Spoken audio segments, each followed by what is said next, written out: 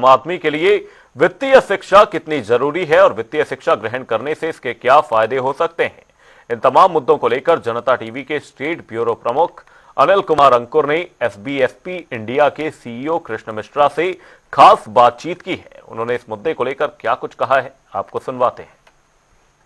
जीवन को किस तरीके से बेहतर बनाया जाए और जीवन कैसे आगे बढ़ा जाए, कैसे हमारे आर्थिक स्थिति अच्छी हो और किस तरीके से हम आगे बढ़ें और जीवन में आने वाली समस्याओं को या कठिनाइयों को झेले और उसका सामना कर सके, इन तमाम मुद्दों पर बात करने के लिए आज हमारे साथ मौजूद हैं financial plan standard board India यानी कि एफपीएसबी के इंडिया के आप सीईओ हैं कृष्ण मिश्रा जी। कृष्ण मिश्रा जी, मैं आपसे पूछना चाहूंगा कि आपकी कंपनी के बारे में बताइए, कंपनी है क्या, क्या करती है? जी नमस्कार और जी बहुत बहुत धन्यवाद सबसे पहले मुझे यहाँ बुलाने के लिए। और जहाँ तक एफपीएसबी की बात करें तो हम एक यूएस बेस्ड संस्था है, फाइनेंशियल प्लानिंग स्टैंडर्ड्स बोर्ड, उसके इंडिया बेस्ड सब्सिडरी है, इंडियन सब्सिडरी है यहाँ पे। और हमारा काम है फाइनेंशियल प्लानिंग में लोगों को एजुकेशन देना, शिक्षा देना, ताकि वो अपने जीवन को बेहतर बना सकें और धन के बारे में जहाँ तक इन्वेस्टमेंट्स की बातें हो या इंश्योरेंस या रिटायरमेंट की बातें हो उनको समझ सकें। आपका जो इन्वॉल्वमेंट है इंडिया में किस प्रकार की एजुकेशन संस्थाओं से आईएम या यूनिवर्सिटीज किन किन प्रकार से लोग कहाँ पे हैं? जी तो एक तो हम बच्चों को डायरेक्टली भी अपॉर्चुनिटी देते हैं हमारे यहाँ पे कोर्स करने के लिए। तो कोई भी स्टूडेंट जिसने 12th पास किया है और ग्रेजुएशन में पढ़ाई कर रहा है वो हमारा कोर्स कर सकता है। और उसके अलावा भी हमने आईआईएम्स जैसे Indian institute of management Ahmedabad, Bangalore और लखनऊ, अपने लखनऊ शहर में भी हमने उनके साथ अभी पार्टनरशिप की है। इसके अलावा Indian institute of foreign trade, national institute of securities markets, केजेसोमा institute of management studies Mumbai, इन इंस्टीट्यूशंस के साथ भी हमारा टाई अप है। और वहां पे हम integrated program post graduate courses provide कर रहे हैं, जहां बच्चों को 2 अपॉर्चुनिटीज मिलते हैं, एक पीजीडीएम लेने की और साथ साथ में एक सीएफपी सर्टिफिकेशन लेने की भी। जी इसमें जो बच्चों को जो अपॉर्चुनिटीज की बात की आपने, किस प्रकार की अपॉर्चुनिटीज हैं? जी तो देखिए यहाँ पे करियर अपॉर्चुनिटीज काफी ज्यादा हैं और एक अच्छी बात यह है कि हमारे पास जॉब्स ज्यादा हैं और लोग बहुत कम हैं। और जहां तक जॉब्स की बात करूं तो एज पर नेशनल करियर सर्वे जो गवर्नमेंट ऑफ इंडिया का एक डेटा होता है, उसके हिसाब से पिछले साल हमने करीब 46,86,000 नौकरियां फाइनेंशियल सर्विसेज इंडस्ट्रीज में क्रिएट की थी, जिसमें से करीब 27.5 लाख नौकरियां ही लोग ले पाए। करीब 18 लाख नौकरियां खाली गई, लोग ले नहीं पाए क्योंकि उनके पास में राइट क्वालिफिकेशन नहीं थी, यानी कि राइट सर्टिफिकेशन नहीं था।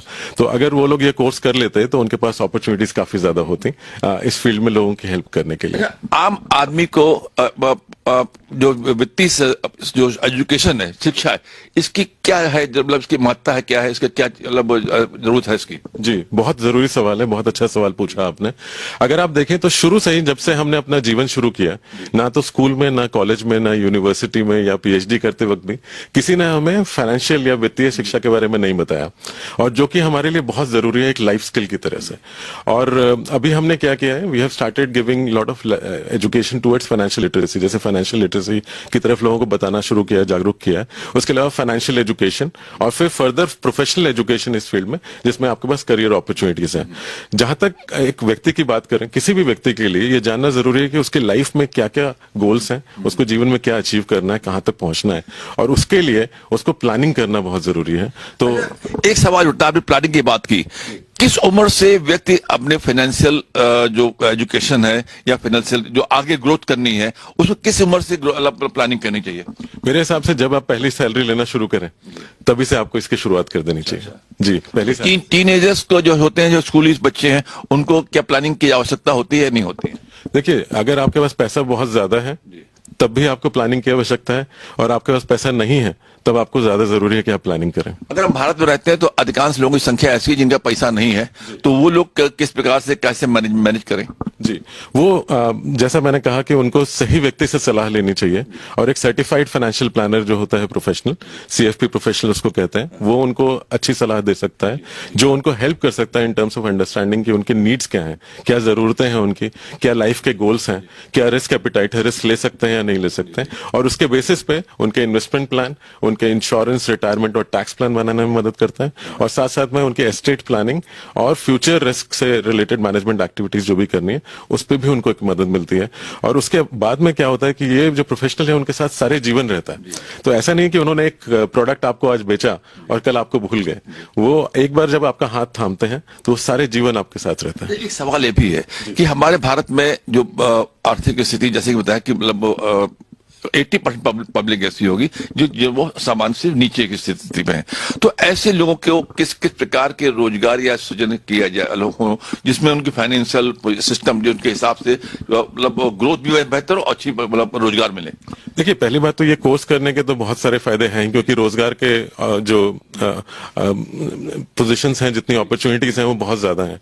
और दूसरा एक चीज और हुई है भारत में कि हमने गिफ्ट सिटी गांधीनगर में शुरू किया, जो कि Gujarat international fintech. Gift city क्या होता है? जी, गुजरात इंटरनेशनल फिनटेक सिटी है, जहां पे करीब 750 से ऊपर इंटरनेशनल फर्म्स आ चुकी हैं जिन्होंने फाइनेंशियल सर्विसेज का बिजनेस शुरू किया है, राइट। और उसके अलावा उन्होंने वहां पे करीब इस वक्त जो है 13,500 लोगों को हायर कर लिया है, और करीब 1.5 लाख लोगों की उन्हें आवश्यकता है 2030 तक।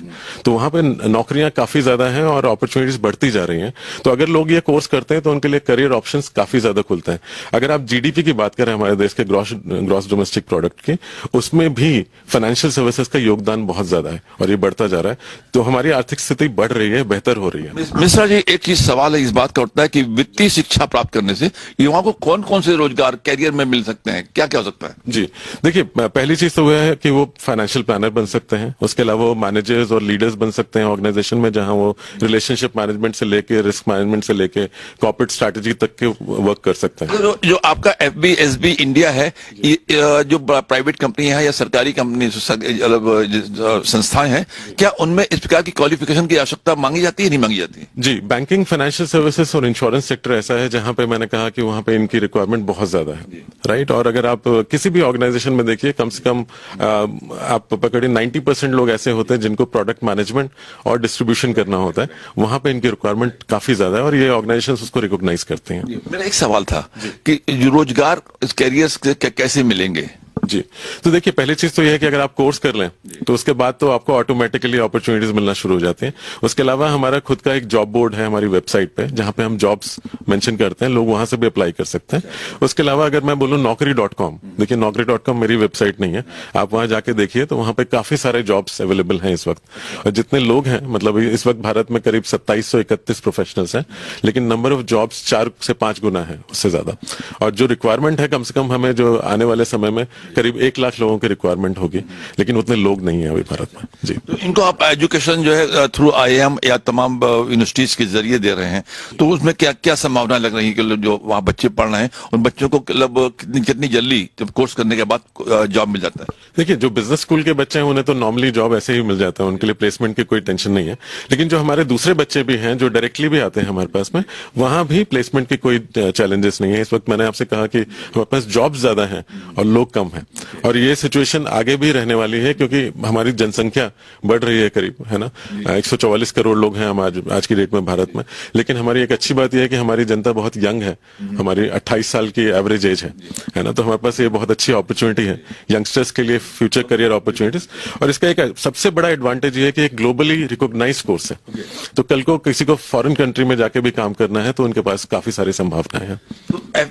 FBSB के जरिए वित्तीय शिक्षा और देश की अर्थव्यवस्था को कैसे मजबूत किया जा सकता है? जी, ये बहुत अच्छा सवाल आपने पूछा है। देखिए, अगर हम मिलकर के हमारे देश को अगर फाइनेंशियल एडुकेटेड बना दें, फाइनेंशियल शिक्षा देना शुरू कर दें, वित्तीय शिक्षा देना शुरू कर दें, तो आप समझिए कि 2047 तक विकसित भारत की हम बात कर रहे हैं। हो सकता है हम 2035 तक ही उसे अचीव कर लें, क्योंकि एजुकेशन से ही एम्पावरमेंट होता है, एजुकेशन से ही एम्प्लॉयबिलिटी आती है, एजुकेशन से ही एंटरप्रेन्योरशिप होती है। अगर सही शिक्षा आपने दी तो नौकरियां भी होंगी, लोग रोजगार के अवसर के अलावा अपने लिए बिजनेस के अवसर भी बना सकते हैं और साथ साथ में जनता को एम्पावर भी कर सकता है। अगर हमें फ्यूचर में सस्टेनेबिलिटी देखनी है भारत की, कि भारत एक सस्टेनेबल भारत बने, तो उसके लिए बहुत जरूरी है कि हम फाइनेंशियल शिक्षा या वित्तीय शिक्षा लोगों को प्रदान करें। और ये शुरू होना चाहिए स्कूल से, फिर कॉलेजेस में, यूनिवर्सिटीज में, हर लेवल पे। आप चाहे मेडिसिन कर रहे हैं, आप इंजीनियरिंग कर रहे हैं, आप फैशन डिजाइनिंग कर रहे हैं, होटल मैनेजमेंट कर रहे हैं, उससे कोई फर्क नहीं पड़ता। आप जर्नलिस्ट भी हैं तो आपको वित्तीय शिक्षा का लेना बहुत जरूरी है आपके करियर के लिए। ये तो शहरी इलाकों की बात हो गई। भारत का बहुत बड़ा हिस्सा है जो कि गांव में रहता है, यानी कि 60-70% के लोग जो गांव में रहते हैं, उनके लिए क्या फाइनेंशियल शिक्षा होनी चाहिए, होनी चाहिए या नहीं होनी चाहिए? जी, देखिए फाइनेंशियल शिक्षा की तो जरूरत सबको ही है। वित्तीय शिक्षा हर व्यक्ति को चाहिए, चाहे वो गांव में हो या शहर में हो। आज की डेट में आप देखिए तो गांव में भी हमारे बहुत सारे लोग हैं जिनके पास में आज की डेट में पैसा जरूर है, लेकिन उनको पता नहीं है कि उसको कैसे मैनेज करना है या कैसे मेंटेन करना है। और एक बहुत अच्छी कहावत है कि अगर आप पैसे को मैनेज ना करें तो पैसा आपको मैनेज करना शुरू कर देता है, और अगर पैसा आपको मैनेज करना शुरू कर दे तो ये बहुत डिफिकल्ट सिचुएशन है किसी भी व्यक्ति के लिए। तो हमारे हिसाब से हर व्यक्ति को, चाहे वो गांव में हो या शहर में हो, इसको जानना जरूरी है। लेकिन जैसा मैंने कहा कि रोजगार के अवसर अब ऐसा नहीं है कि सिर्फ बड़े शहरों में, ऐसा नहीं कि सिर्फ मुंबई, दिल्ली और बैंगलोर में, ग्लोबल सिस्टम हो गया। जी जी, कहीं भी और हर शहर में। और आज की डेट में आपको बताऊं तो मैं बहुत सारे लोग देखता हूं जो आज हो सकता है लखनऊ में हो या देहरादून में हो या मेरठ में हो या वाराणसी में हो, और वो हो सकता है एक फॉरेन कंपनी के लिए यहाँ बैठ के काम कर रहे हो। जी, कोविड ने हमें ये करना सिखाया और उसके बाद लोगों ने इसको आगे बढ़ाया। आपदा में अवसर निकाले गए। देखिए, एक सवाल है महिलाओं की संदर्भित है कि जो महिलाएं हैं, महिलाओं को इस प्रकार के कोर्स क्लब कैसे करने चाहिए, नहीं करने चाहिए? अगर करेंगे तो क्या लाभ होगा?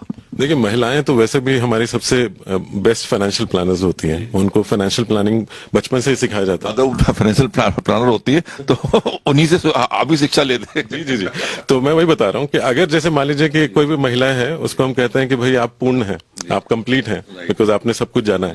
लेकिन अगर आप ये कोर्स कर लें तो आप एक जर्नी है जिसको कहते हैं, एक रास्ता है जो पूर्णता से परिपूर्णता की ओर जाता है, राइट? तो अगर आप कंप्लीट वुमेन बनना चाहते हैं तो आपके लिए बहुत अच्छा कोर्स है।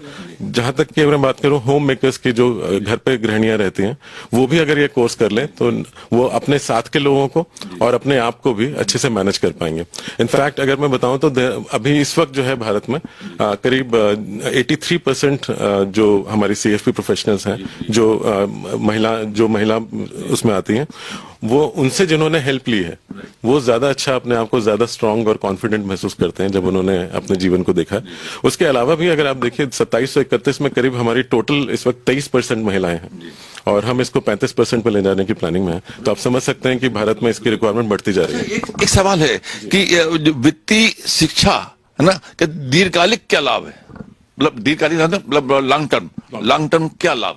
जी, देखिए वित्तीय शिक्षा जो कि प्लानिंग से रिलेटेड है, आपको एक मजेदार चीज बताता हूँ कि फाइनेंस है वो फ्यूचरिस्टिक बहुत होता है और financial planning is more futuristic, वो फ्यूचर के हिसाब से ही प्लानिंग है। देश में ऐसे तमाम सारे लोग हैं जिन्होंने कभी प्लानिंग की, जीवन हमने मस्त जिए, सुबह कमाया और शाम को खाया, तो ऐसे लोगों के लिए कैसे प्लानिंग कर रहे हैं? देखिए, पहले क्या था कि हम कमाते ही कम थे। अगर आप 80 के दशक में लोगों को देखें तो उस टाइम जो सैलरी होती थी 100 रुपए, 800 रुपए, 500 रुपए ऐसी सैलरी होती थी। 90 के दशक में 1000 में सैलरी आने लगी, 5000, 10,000 रुपए। और उसके बाद 2001 से 2002 आते आते लोगों ने लाखों में CTCs की बात करना शुरू किया। और आप देखिए 2020 के बाद आज की डेट में बहुत सारे लोग हैं जो करोड़ों में सैलरी कमा रहे हैं। और ये बदलाव कैसे आया है? क्योंकि जो है ना, हमारे जो मार्केट्स हैं वो ओपन हुए, बहुत सारी फॉरेन कंपनीज भी आई और इंडस्ट्रीज काफी आगे बढ़ी हैं। तो उसके बाद में इतनी अपॉर्चुनिटीज बढ़ी है लोगों के लिए कि उनके पास पैसा आना शुरू हो गया। देखिए, अगर कोई कहेगा कि पेट्रोल के दाम बढ़ गए तो अच्छी बात है, लेकिन आपकी सैलरी भी बढ़ी है, उसको नहीं भूलना चाहिए, राइट? और जो बढ़ी है उसको अच्छे से मैनेज करना जरूरी है। कि मान लीजिए आज मेरी सैलरी 100 रुपए है और कल वो 150 रुपए होती है, तो जो 50 रुपए एक्स्ट्रा आ रहे हैं उसको कैसे मैनेज करना है वो जानना मेरे लिए जरूरी है। इसीलिए वित्तीय शिक्षा। मैं आपसे आखिरी सवाल करना चाहूंगा कि आपको जो टिप में बताइए, 5 पॉइंट टिप्स कि फाइनल से जो आपका जो FBSB इंडिया है वो किस प्रकार से लोगों को लाभान्वित कर सकता है जीवन ग्रोथ में, क्योंकि जीवन में सुखद जीवन, हंसमुख जीवन, स्वस्थ जीवन कैसे आदमी बताए? जी, पहला तो यह है कि देखिए किसी भी व्यक्ति को बहुत जरूरी है कि वित्तीय शिक्षा की तरफ आगे बढ़े, पहला कदम ले कि मैं बिना जानकारी के आगे ना बढ़ूं। कोई भी अगर आपसे आके कहता है कि आप ये इन्वेस्टमेंट करें या आप ये इंश्योरेंस लें, तो सबसे पहला सवाल आपका ये होना चाहिए कि आप मुझे देते रहे हो, आपकी क्या क्वालिफिकेशन है, क्या आप इसको देने के लिए काबिल हैं कि नहीं है, ये सवाल पूछना बहुत जरूरी है। दूसरा सवाल कि मेरे पास क्या इस चीज की जरूरत है, और ये जरूरी नहीं है कि मैं, हो सकता है मैं स्टॉक मार्केट्स के लिए नहीं बनाऊं, तो मेरे लिए जरूरी नहीं है कि मैं वहां जाके इन्वेस्टमेंट करूं, लेकिन मुझे ये देखना है कि मैं कहां के लिए बनाऊं, क्या ऐसे प्रोडक्ट्स हैं जहां मैं जा सकता हूं। तो मुझे सही व्यक्ति से वो राय लेनी चाहिए। तो हमारा काम है आपको वो सही व्यक्ति की लिस्ट देना और आपको बताना कि ये व्यक्ति है, इस शहर में है, आप प्लीज इनसे मिलिए और इनसे हेल्प लीजिए।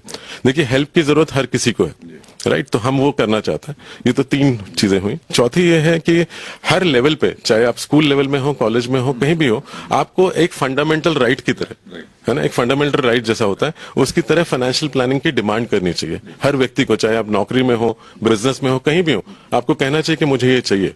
और मैं आपको बता दूं कि हमारे बहुत सारे ऐसे प्रोफेशनल्स जो लोगों की हेल्प करने के लिए तैयार है। ऐसा जरूरी नहीं कि वो सिर्फ पैसा कमाने के लिए वहां है, वो मदद के लिए भी खड़े हैं और वो बिल्कुल मदद करेंगे।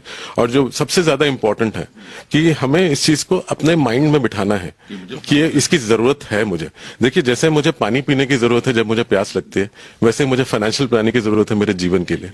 जी, ये देखिए, ये अभी बात की एबीएसबी इंडिया के सीईओ कृष्ण मिश्रा जी ने कि जीवन में बहुत जरूरी होता है कि हम अपनी फाइनेंशियल प्लानिंग करें, उसकी शिक्षा ग्रहण करें। किस तरीके से, बगैर शिक्षा के कोई ज्ञान नहीं प्राप्त होता, इसलिए शिक्षा आवश्यक है। और ये कंपनी जो है, मतलब दुनिया भर के, मतलब जितने भी बड़े एजुकेशन सेंटर्स है, चाहे आईएम हो या बड़ी यूनिवर्सिटीज हो, सब में जाकर के शिक्षा दे रही है और पर्सनल भी दे रही है। और इसके जॉब में बड़ी अपॉर्चुनिटीज बताई जाती हैं। ये जॉब अभी भी बहुत सारी मौजूद है, लेकिन थोड़ी सी शिक्षा की आवश्यकता है। जनता टीवी के लिए आशीष का